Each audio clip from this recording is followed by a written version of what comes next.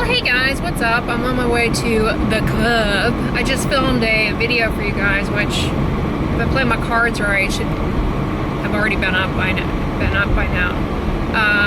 On tattoo aftercare, I've gotten requests to do that several times, so that is filmed. Hopefully there's no audio issue requiring me to refilm. But yeah, I got that done, and I'm headed to Le Club. I just got a sound alert on my phone. The state of Texas is now requiring everybody to wear masks when in indoor places. Yeah, they were kind of loosey-goosey on that for a while, but our cases are ticking up. So yeah, got my mask. I always wear a mask. Well, I wore a mask before COVID. I wore a mask before the pandemic, you guys. Not for infectious disease reasons. I wore a UPF 50 mask. It's just crazy to me because I remember wearing those masks in my videos and people were like, I would never be caught dead wearing a mask. And now you can't go anywhere without wearing a mask. But it really bothers a lot of people, you know, it upsets them not being able to see people's faces and expressions and whatnot. I kind of understand that, but it is important. But you guys, the masks do not protect your skin from UV. So I keep getting questions about this on my Instagram, like, do we need to wear sunscreen while wearing a mask? Yes, because first of all, the mask doesn't cover your entire face. People take the masks off when they're not around other people, and then the mask itself, the area that it does cover, UV gets through probably. I actually don't know that, to be honest, but I'm assuming it does, because it's if you hold it up to the light, you can kind of see through it, depending on the mask. So you're not getting really protected by the mask. You're probably getting a little bit of protection, but not enough. And then the other issue, obviously, is that the mask causes some sunscreen to rub off. So, people are asking me about that. And, like, is there a way around it? No, you just have to reapply your sunscreen. But you should be doing that anyway. Like, all sunscreen needs to be reapplied. Now people have a visual cue that it's coming off because it's left behind in the mask. But, yeah, I mean, it rubs off. So the mask doesn't really change the fact that you need to apply it and reapply it. If anything, though, wearing sunscreen, at least a zinc oxide one, can maybe help a little bit by serving as a barrier to irritation from the mask. The devil's in the details with that, though, because, some sunscreens are irritating and stink, like chemical sunscreens, but like a zinc oxide baby sunscreen, if anything, it might actually help. It probably helps to a certain extent cut down on irritation from wearing a mask. Because anywhere where you have rubbing, so it kind of gives you a little bit of lubrication under the mask. But yeah, I agree. I mean, it's a pain when you take it off and you see all your sunscreen there, and it's like, oh, I gotta reapply. And then the other issue, there's no perfect answer. So you have to do the best you can. There's no perfect answer, because the other issue is depending on where you've been, you don't want to be, you may be somewhere where you can't really wash your hands, and you don't want to touch your face if you feel as though you're, reducing the risk of hand to face to contact, as you shouldn't be touching your face too much. So I agree, it's not a perfect setup. There's no perfect answer. Do the best you can, and it's not like the mask has taken off of 100% of your sunscreen. Yes, you should reapply it, but exercise prudence. Like, are you inside? You take off the mask, there's some sunscreen there, but your hands are dirty. Yeah, don't put it back on. Are you out in the middle of a parking lot that's empty, and it's beaming hot and there's a ton of sun everywhere? Yeah, you probably need to reapply a sunscreen. It's a case-by-case thing, and I can't answer that for everybody. I get a lot of super detailed questions about the nuances, and there's no perfect answer sometimes. It's this is not there's not a rule book to sunscreen. It's just, you know, do the best you can, apply it, make it a habit of applying it daily and reapplying it, because as you all are seeing, it rubs off. I'm trying to decide if I need to go to Kroger or not. I think I'm gonna whiz in there because I want some more of that bean cereal that I said tasted like styrofoam peanuts. What can I say? I'm a weirdo. I say that, but, and you may be like, have you ever actually eaten packing peanuts? They do make this type of packing peanut that's actually edible. It's biodegradable and edible, and they claim like you can eat it.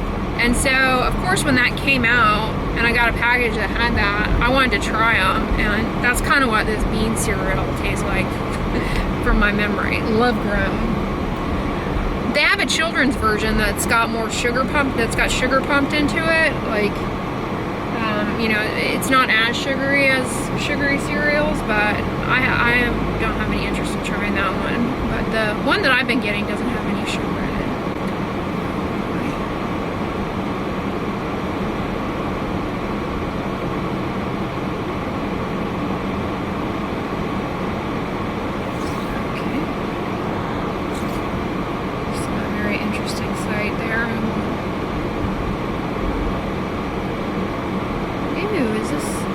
Ooh, this is a gold mine here. I was gonna assume this was a handicap spot, but it's not. Or a pregnant lady spot. I can't stand it when I see males park in the pregnant lady spot. It's like, okay, Junior.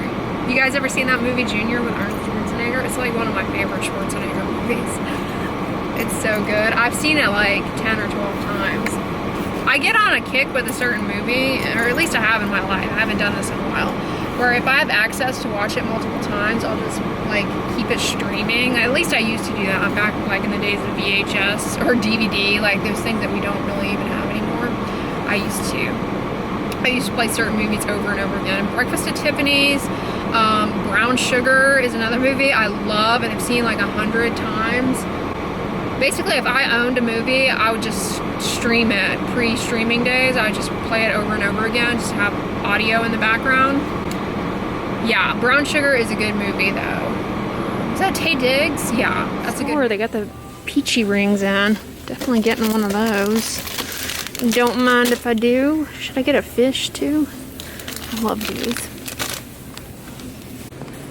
Well, here we are. The original.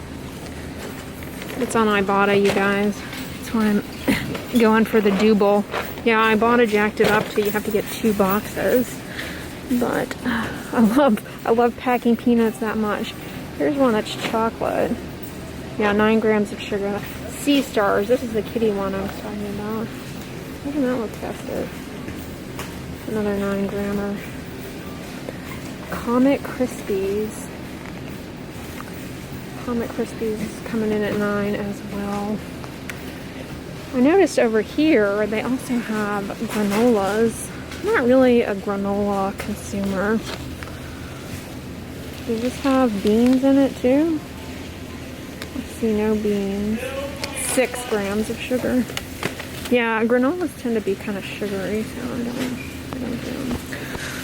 I really need for Kashi to do away with the honey in this. I mean, I love the cereal 2 bits, and honey is not vegan, so I don't have it anymore, but this is like one of my favorite cereals. And Kashi does you right. They give you a legitimate serving, 1 1/4 of a cup. That's a real serving. Like, what is this, 1/4 of a cup, 3/4 of a cup nonsense? Like, who eats 3/4 of a cup of cereal? A puppy? I mean, honestly. These are also on Ibotta, the GFB. I don't know that I would like that though. I don't really jive on those kinds of things. Alright, when the Rhythm Superfoods watermelon slices came out, I was so excited. Major disappointment. It tastes like glorified fruit roll-up, really sticky and messy. Ooh, but the beet chips are on closeout at $1.99. Don't mind if I do. Kroger just announced over the intercom that in the deli you can try their new plant-based breakfast sandwich. It's got like the Impossible Burger patty on it. But then I don't get why companies do this. Like Like, they lure you in as a vegan with that tagline, and then they proceed to announce that they are topping it with a slice of cheddar cheese and an egg. Like, who know your audience. Like, we don't want that. Why are you doing that? So, I like to think that I have a stomach that is a tank. I mean, I rarely ever have digestive issues or anything. Like, not at all. Like, I'm the opposite of irritable bowel. I'm like the most, okay, that's TMI. But like, I have no issues. These, however, I tried, loved them. I thought they were delicious. But yeah, I felt a sense of urgency, shall we say, like about an hour after eating this. I don't know what it is about these, but they just they didn't sit well with me. Just the two of us. We can make it if we try. Just the two of us. You and I. Ooh, look at all of these alluring beverages. I love this Concord grape acai. Actually, I've never had the acai one, but I like these Bragg's beverages. They're tangy. Looks like Costco got in more of my pajamas in size small, but I have all three color pairs, so I don't need any more of those. But they got some Nautica couture in. These little t-shirts. Those look comfortable. They have a little flouncy arm. And then these shorts are cute with the little anchors.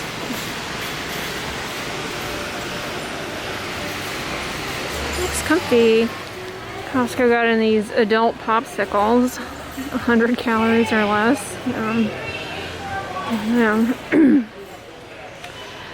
These are cute, little Sperry's. Also have men's. Wireless charging stand, Ubio Labs. One for $70, that will do your phone and watch, and then one for $34.99, that'll do your phone. What's this? Anchor. USB adapter. And bamboo. Hey guys, I am obviously back. Don't ask me why I'm wearing my ears. They were over there from when I filmed my Get Ready With Me video the other day. I haven't put them away, so I decided to just put them on. I don't know, I'm having kind of a floofy hair day because the humidity is like all over the place, so my hair kind of is standing on end. But let's just put on some ears and suddenly it's all good. I wanted to share with you guys something that I snagged at Costco. I've seen this the past few times I've been there, and I've kind of circled it like a vulture. Polar is the brand, black garlic. All right, I did some research on this. What the heck is this? Black garlic is where they take plain garlic and they put it in high heat and humidity and ferment it slowly. I read all about this. I actually read a paper on it. Yeah, I really did my research before buying this because it was not cheap. Anyways, the fermentation process actually leaches out the compound allicin, I think is how you pronounce it, which is what gives garlic like kind of the funky strong taste. Completely like leaches that out, but supposedly concentrates some of the phytochemicals and flavonoids, antioxidants and whatnot, and changes the flavor. This is used in cooking. I think it's like a culinary kind of, you know, it's if you're a foodie, you might get excited about this. But what lured me to it is that what I read on the instructions is that you can actually eat it as is. So I tried it, and I have to say, this is so good. It was totally worth the $16. I'll show you guys because I'm gonna eat a piece now. Here, let's get a light here so we can do this justice. All right, I have you guys balanced on the Love Grown Original Power O's bean cereal I just got at Kroger. So if there's a little motion artifact, it's because you're kind of surfing there on 2 boxes of that cereal. Anyways, yeah, I'm kind of regretting getting this in the first place because now I love it so much. Whenever there's something like this, you develop a taste for it, they'll take it away. They do that with there are these dried shiitake mushrooms that are amazing. I think they're shiitake. Yeah, they're really good. They sneak those out once in a while and then take them away. They also have a wild dry mushroom mix that every now and then they will reintroduce, and I love that. So hopefully if and when they take this away, they'll bring it back because it's really good. So it looks just like regular garlic that you like nuked and burned in the oven, and you just peel off. I started this one in advance. You just peel off the shell.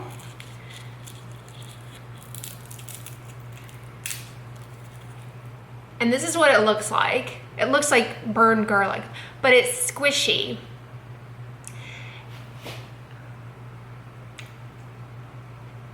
And it's soft.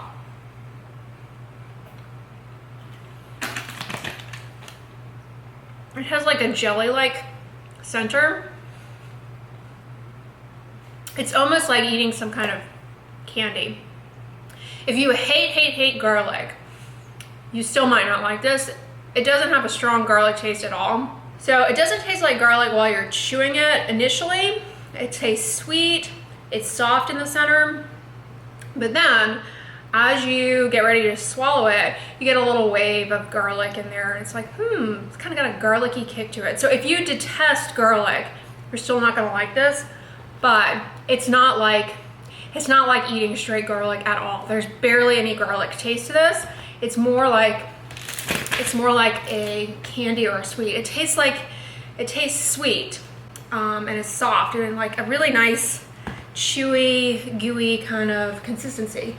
Yeah, and 3 pieces, it's 100 calories and 20 grams of carbohydrate. Now, there's no added sugar, but the natural sugars in this are 13 grams in 3 pieces. So apparently this is a superfood. I love trying superfoods. This one is good. I think what you can do though is peel these and like puree them with some other spices and whatnot and make a sauce out of it. I've seen that on the interwebs. This, you guys have got to try. It's really good. I highly recommend it. That was a Costco impulse. That was a win. Like Schwinn. Unfortunately now I'm gonna, be all about that and be wanting it every day. So that's gonna become an expensive habit, but hey. Anyways, I've really been into chia seed pudding because in the morning it's hot and I don't want like oatmeal or anything. So I've really been into chia seed pudding with strawberries and it's pureed strawberries and chia seeds. I made it in a vlog a while ago, but I'm gonna make a batch of that now.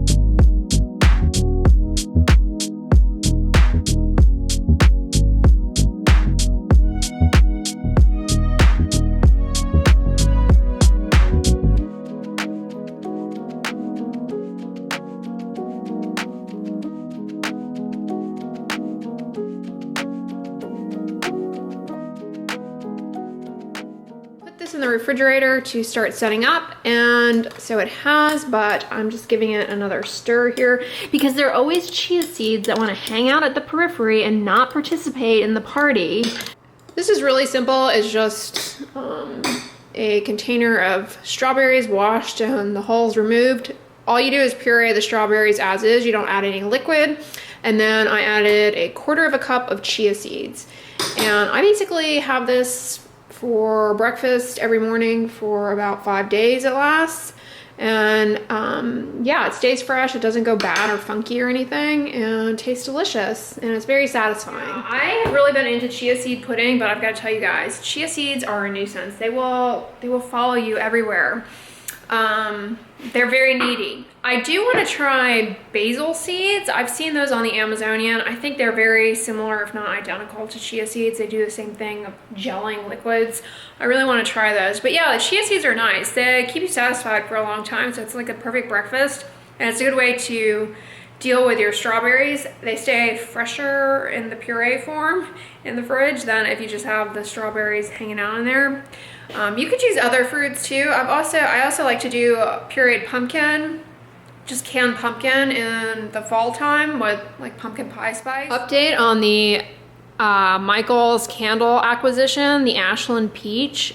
It is not bad. I am not disappointed in this $1.99 score.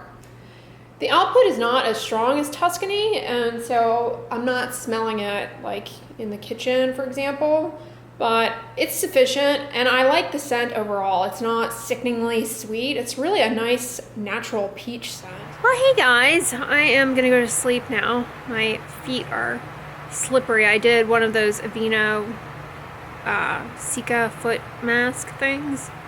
I always enjoy doing those. They're fun. I have them for my feet and for my hands. I'm gonna try and read tonight. I haven't been very good about reading. I'm really disappointed in myself. I was doing so well at the beginning of the year with reading and towards the end of 2019, and just with all the changes and everything, I feel like, I don't know, I just have fallen off that.